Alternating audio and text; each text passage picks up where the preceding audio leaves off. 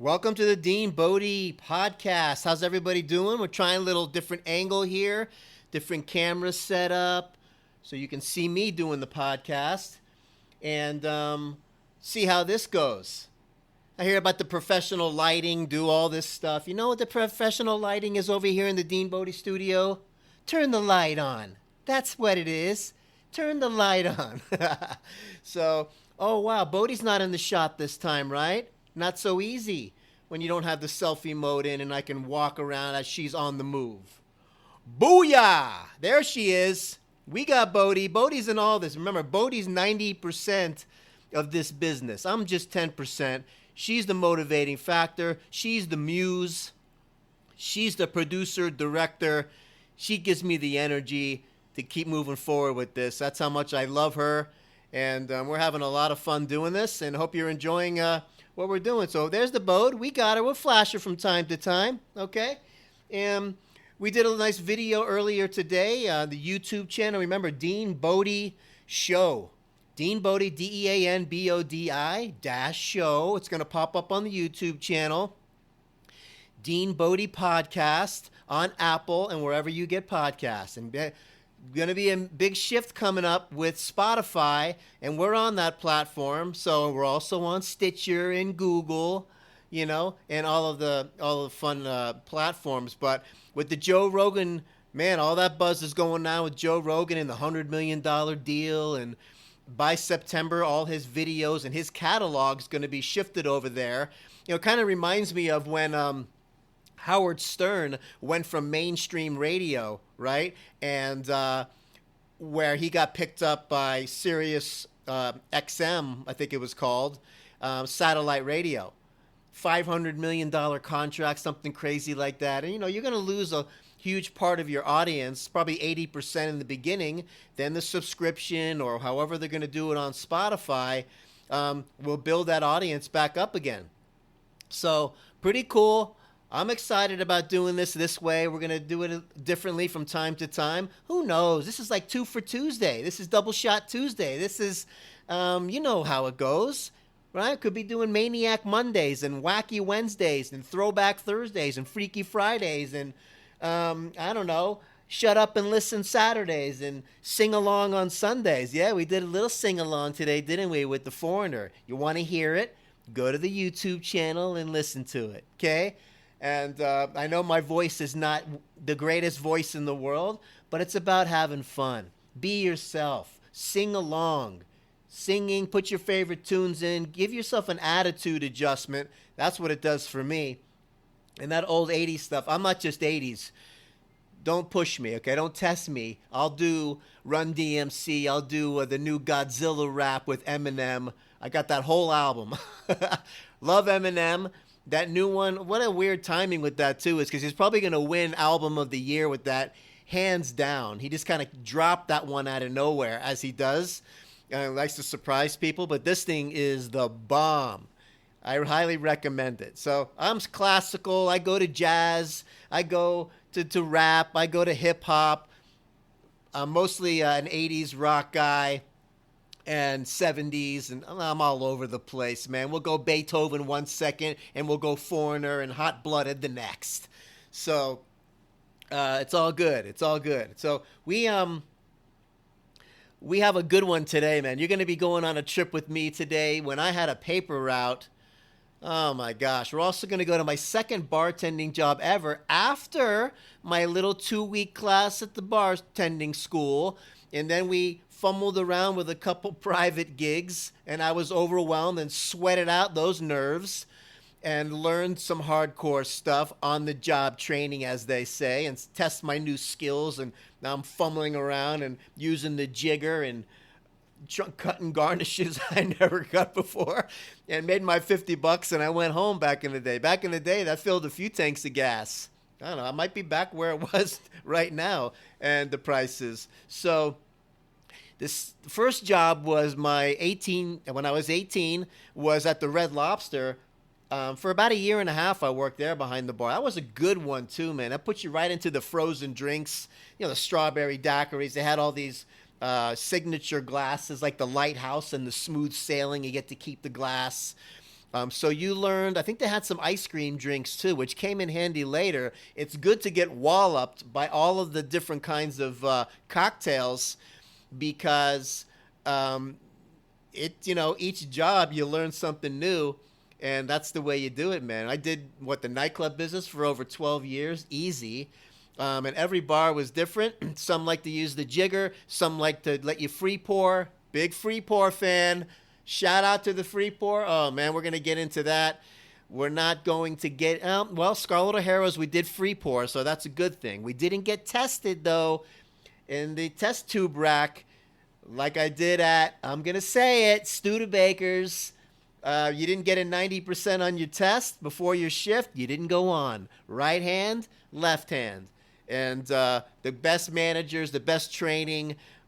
Oh my gosh. Once you work there, you can work anywhere. Because the Fridays bartenders back in the day were top of the line. So very strict with the pour tester and all. So much fun. But we're going to be we're going to go one bar at a time because each one's got its different stories and different vibe. But this one's going to be Scarlett O'Hara's. Shout out to Sunrise, Florida. This was like a tennis club type of atmosphere, okay? And we would get like old singing groups to come and perform, right? Some of the old songs, like the doo-wop groups and things like that, they would show up and sing live. And what a gas that was, man. We had some real good talent coming in there. We had a great happy hour crowd, and the staff was awesome. And that was just a great time working at that place. It was kind of a, not a nightclub atmosphere. It was that happy hour spot, man. It was that happy hour where your regulars would come in and, you'd keep that Bombay gin in the cooler for Bill when he came up and he wanted that martini extra dry with the Bombay and all of this kind of stuff going on. And I worked there for a while, maybe over a year and about a year and a half maybe. And what a great place that was. One thing, that place was awesome. And I learned the recipe for the greatest, I'm telling you, hands down, the greatest Bloody Mary mix of all time. And start off, okay, get ready. Get ready. We're dropping some knowledge with the bartending and the Bloody Mary mix. So the V8 juice, right, that's going in.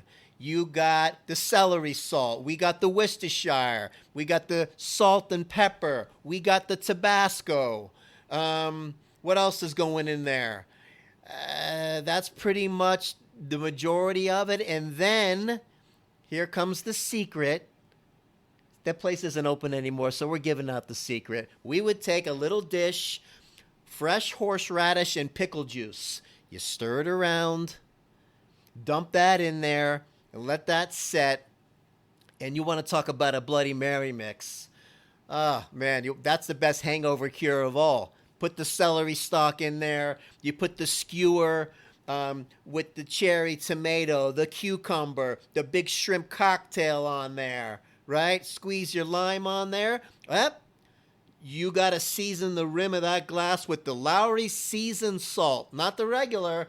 There's a Bloody Mary. I'll put my Bloody Mary up against anybody's. This guy doesn't drink anymore. Now we're going with the sparkling water, and that's how we do it now. But back in the day, man, it was fun with the cocktails and learning these different things and all. And Scarlett O'Hara's, what a perfect job for after the Red Lobster. It was just, man, I had 2 days later, I had a job there. Also, I got to give credit to my stepfather at the time. He put a good word in for me. He did some business with them over there, and boom, I was in.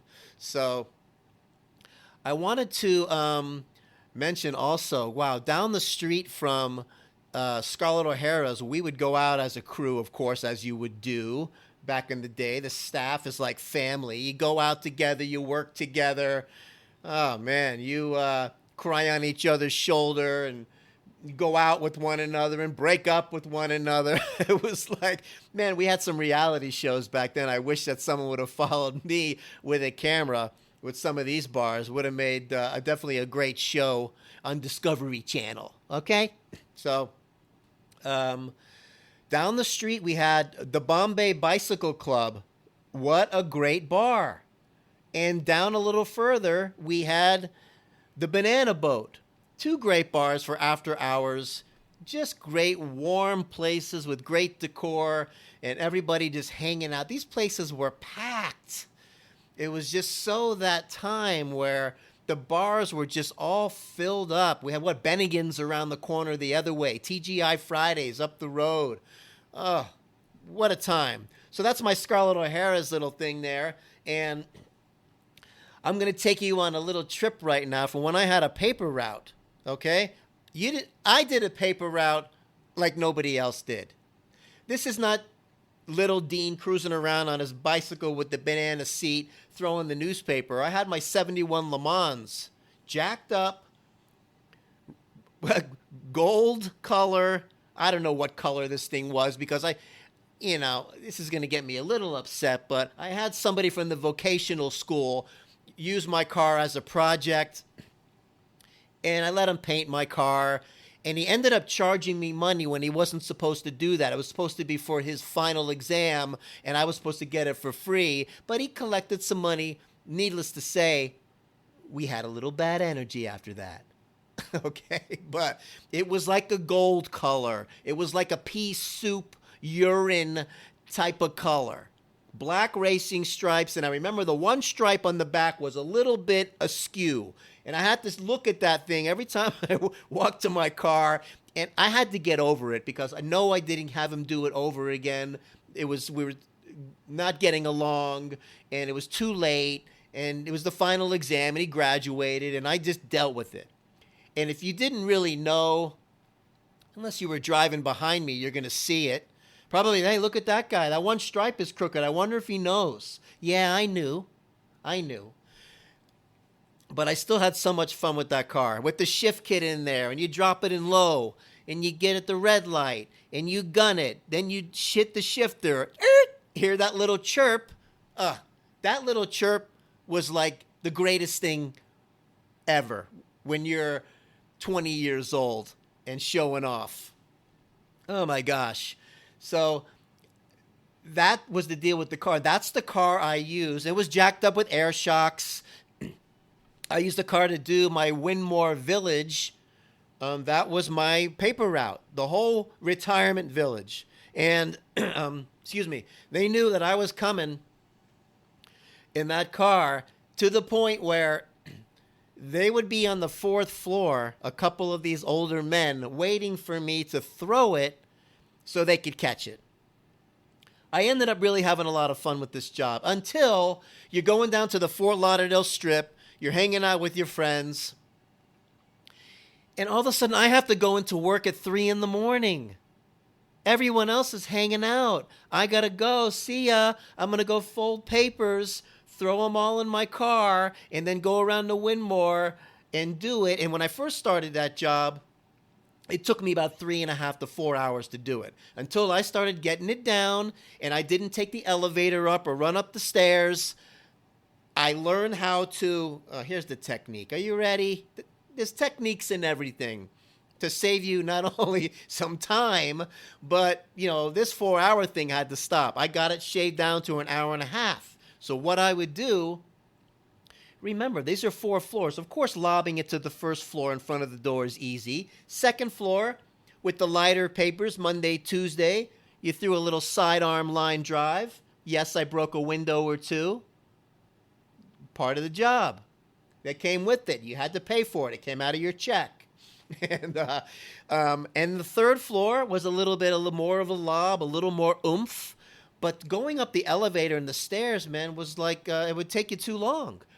Now, you tell me if this would be easy or hard. That Sunday newspaper, the big fat one, right? Throwing that to the 4th floor so it lobs, boom, and lands on the floor in front of the door.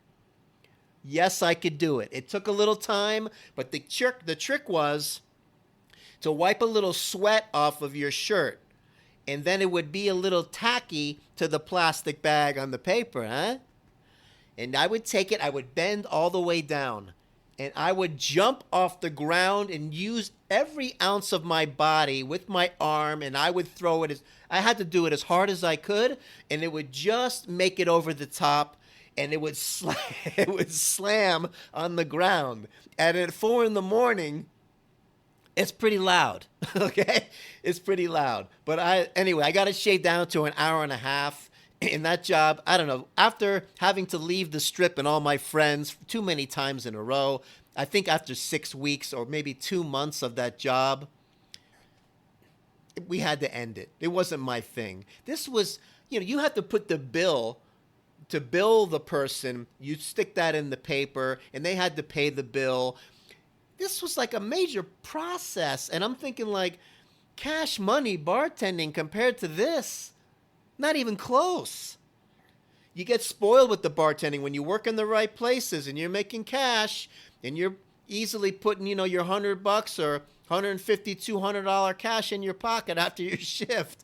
And when I got to the really awesome nightclubs, when we started really getting into the limelight, the nightlife, the real hot spots, and you're putting $500, $600 plus in your pocket, cash, you don't want to do anything else. I tried the little stint at the Office Depot, and I tried, what was the other job? Oh, I tried working at Chili's.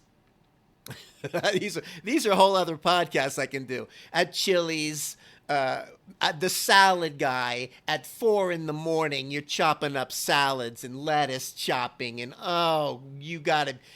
And I tried to do that along with another bartending gig after 2 a.m, getting up at 4, chopping lettuce and getting yelled at by the manager because my chicken chunks were too big. I had to make them this big, not that big, this big, not that big. Done. The next, after like an earful of that for a year or whatever, it was like I got up and I tried the calling in sick. And he was like, well, you got to really be here. And I'm like, I can't do this anymore. It's been a lot of fun. I think that lasted about 4 weeks. But then we had the backup with the bartending anyway. But I was trying the 2 job. This kid always worked. Always.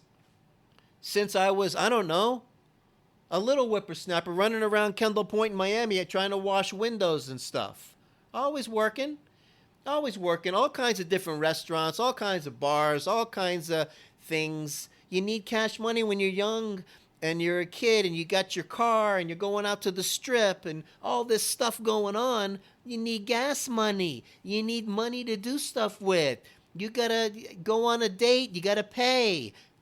So I was like, no problem. I enjoyed all the places I worked, and there's going to be a million stories coming out of all this. But I wanted to tell you about Scarlett O'Hara's, my crazy paper route with the car and the line drive, breaking a couple windows on the second floor. Third floor was probably my favorite. Now, just to go back on the paper thing real quick, the lighter papers aren't necessarily easier, especially on a windy day. You take that, I had this sidearm technique. Bodie! I had this sidearm technique, and if it was windy, it would take these light papers and fly them all over the place. So you'd have to sometimes get them out of the hedges.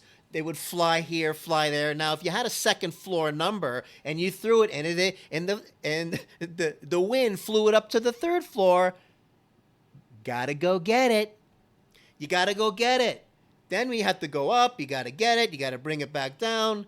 But I got it down pretty good to where at least I shaved it down to an hour and a half compared to 4 hours. But man, when you're young and hanging out and you got to go into work at 3 a.m, what was I thinking? But it was kind of cool trying different things. I also had a good buddy of mine was into the papers too, except he didn't do the route like I did. He had the machines, right? The newspaper machines on the side of the road in front of the stores. And I remember riding in the back of his truck one time, and you got to put the inserts into the paper. Whole nother technique, whole nother category of the newspaper guy. And you're opening it, and you're putting the inserts in there, and you're doing it, and you start to develop this technique because the inserts are separate. You know, all the junk mail, separate than the newspaper. And you got to fill them all. So when you go to the machine, you put them in, There was even a technique to opening the machine correctly, putting them in. You got to go into the store, tell the guy, 35 papers, I'm taking away 14. Okay, see ya. Back in the truck, on to the next thing. It's work, and it's crazy hours. And God bless the newspaper people for doing that. And anyway, we turned it into fun. You got the music blasting. You're doing. One guy's driving. The other guy's putting the inserts in the paper. And we're taking turns doing the machines. All good, man. All great experiences. And, let me tell you, I don't want to miss something here. I had something here. I wanted to tell you about the Scarlett O'Haras and my newspaper route. And how it always worked. Oh, man. And we're gonna wrap things up right now. The other topic is a whole nother podcast. I can't go down that rabbit hole, but we're going to be talking about lip sync contests and some bars that I worked in and how much fun that was. I'm telling you, I got more stories than I know what to do with. And when we get this phone number hooked up and you call in with your stories, I want you to share a little sing-along once in a while. I want you to share some of your fun stories and all this. And then I'm going to be able to share the recording. I can just, yes, I have another phone, and I can put it on speaker, and we can hear the recording and your voice and have some fun with it. And, and pick out the good parts and share it with the world. And I'm going to put in my own 2 cents and bounce off of your story into one of mine. And I watch how we relate to one another. I don't care if you're 7 years old or 90, 5, 103. We all have these connecting things. We all played games when we were kids. We all did this when we were middle-aged. We all did, come on. We all have memories and stuff that intertwine. DeanBodi is going to be the shining light. We're going to have some fun. We don't got to drop a bunch of F-bombs and the this and that and do all this stuff. We're going to keep it clean and keep it fun and keep it happy and funny. Right? The DeanBodi. Remember, DeanBodi Podcast. Apple, Spotify, Google, Stitcher. Right? All the platforms. DeanBodi Show, YouTube channel. Don't forget, we're doing our little videos here. They're going to kind of bounce off one another. We're trying a little different. I'm even hoping that I'm in the shot right now. Got my little tripod there. Got my little boom mic on top of the phone. My little thing connecting to the other thing. Who knows? We're going to figure it out as it goes. Oh, your lighting could have been better. Okay, well, turn the light on. This is what we got over here in this studio. We like the rough edges at the DeanBodi Show. Life isn't perfect. Rough edges is where it's at. Of course, I want you to see me and not half of my head. So we're going to find out. But you know me, I'm posting it anyway. I clear my throat and I have to go and go into a conniption. I'm posting it. It's real. We're going to keep it real. And that's what I want you to do. Also, we're keeping it real. DeanBodi.com. The website's up. Check it out. You'll see the picture. You'll know it's us. And Bodie's forget about it, okay? I can't, I'm speechless. This is one of my favorite photos, by the way. And, all good. So, listen. COVID, schmovid, pandemic, schmandemic, right? Let's keep moving forward. Find some new things to do. Get out and about. Like, I'll give you an example. In closing, I'm going to give you an example. I went to the store today. Hold on, let me get everything situated here. I went to the store today, had my mask, because I took an Uber, had my mask, and I have these black latex gloves, and you can use the phone with them and all, because when I go do the shopping and you're touching a million things, the gloves is easy. Then when you get back, gloves come off into the garbage, ba-boom, with the mask. My point I'm trying to make is I'm not worried about getting it. This kid's immune system, gorilla. Okay? Gorilla immune system. Well, yeah, we're taking the vitamin D. Yes, we're taking the vitamin C and the whole food multi-mineral and the whole 9. Of course, the majority of my drinks is fresh water. 90-10 rule. Eat clean 90%, 10% treat. If you have health issues, oh God, Dr. D's dropping knowledge again. Hey, what What's he doing? Hey, Millie, he's dropping knowledge. He is? Yeah. Okay, so what I'm trying to say is the 90-10 rule. 90% do the right thing, 10% treat. If you have health problems already, heart disease, diabetes, the biggies, come on. You can't be fooling around. You can't be living off of Cheetos and Ben and Jerry's and all that stuff and your immune system pounded into the ground. You got to keep it strong. And this is on a serious note. Do the right thing. All right? Make the treat exactly that. This way you kind of look forward to that. Once a week, that's it. One meal of the week, that's it. Not treat day, not treat week. It's one meal. See how you do there. You know? Don't go crazy. Or just go the whole week eating clean. Try something new. And I promise you, you're going to rub off on other people. They're going to see what you're doing. And, you know, you have people with health problems and you got other family members running around eating donuts in their face and all this other stuff, you know, making them miserable.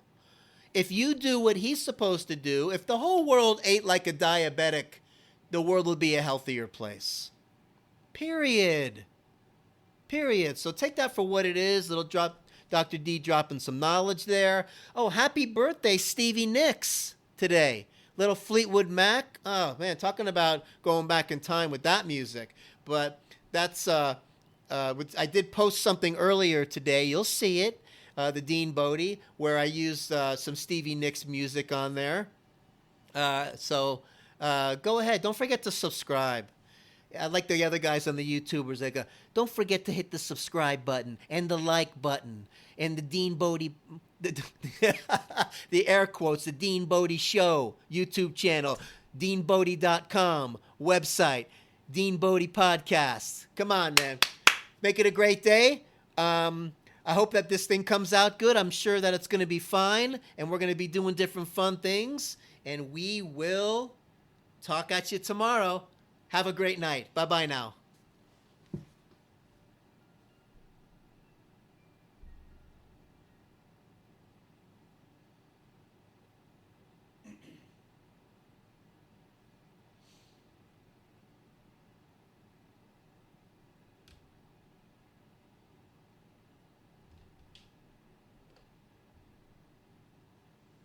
Hey, buddy, we did it.